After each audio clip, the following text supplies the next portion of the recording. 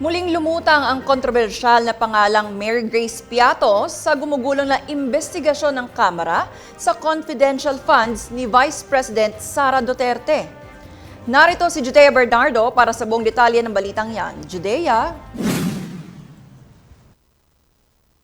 Grace Piatos sa mga dokumentong hinihingi ng House Committee on Justice sa isang state audition ng Commission on Audit o COA kaugnay ng investigasyon sa confidential funds si Vice President Sara Duterte.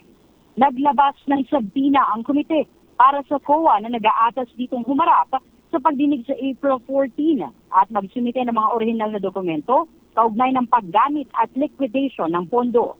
Sa ilalim ng sabina at testificandum et visis tecum, inuutusan si State Auditor Attorney Gloria Camora na dalhin ang mga record ng transaksyon ng Office of the Vice President at Department of Education mula 2022 hanggang 2023.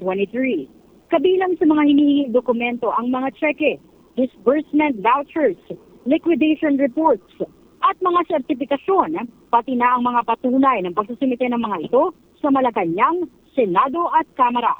Pinatututukan din ng mga mambabatas ang mga documentary evidences of payments na may mga pangalang gaya ng Mary Grace Piatos, Milky Sikuya, Kokoy Villamin at Irene Tan.